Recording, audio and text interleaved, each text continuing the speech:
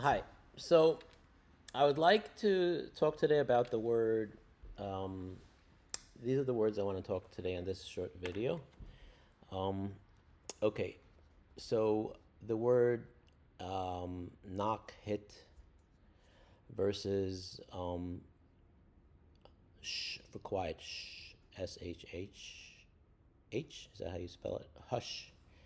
So basically, the whole topic, the central idea that investigate and look at patterns of the words. And the question is, are words arbitrary or not? That's the central question. And generally accepted, which I think not exactly accurate, that all words are arbitrary. That's a general concept that's accepted, almost universally.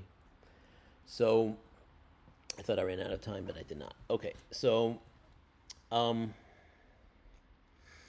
that's a accepted universal, but I think there's a lot of nuance to that concept. And this is the essential question that in my work I examine whether patterns could be seen with words that seem intuitive. So, for example, I thought to myself, the word for quiet, shh, like you tell someone, shh, be quiet, or hush. Now, is this, I thought, like, I came up with this word and I was thought, what would be, I often looked at words, but I was like, asked myself, what would actually be a word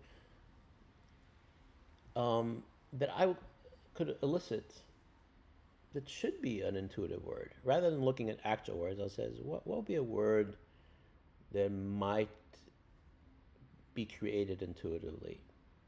And I said, for shh. To me, that seems very intuitive for quiet. Shh. When I thought about it more, the word shh is really, you're not telling someone to imitate that sound. You're basically saying don't make any sound by making a sound that's low. So that means that there's a full spectrum of sounds, and you're creating a quiet sound to say, please use a quiet sound or make no sound at all. Compare the contrast. So is that a coincidence? Is that arbitrary? You're right. Arbitrary in a sense, you could pick any word to represent quiet, like the word quiet or silence. But shh, I think, is intuitive, is an intuitive, same for hush.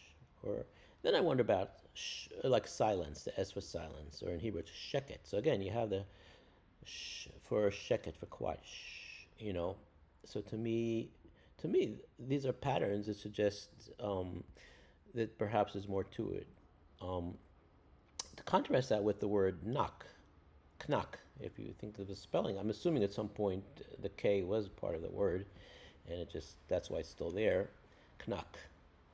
So I think that would be the opposite of knack, knack. And then I noticed another pattern, which is like many words, when you're actually hitting someone or making contact, it's hikka in Hebrew, or hit, smack. You always, I would expect it. Unlike hush, I would expect that there'll be some kind of percussion in the word. So another byproduct of my looking at words is that it's often one letter seems to, not the whole word, but just one letter seems to make a big difference in the words. Just to repeat, um, the question is, are words arbitrary or not? You know, so I look at patterns and I say the word for silence, like shh or hush, these are kind of soft, what I consider soft sounds.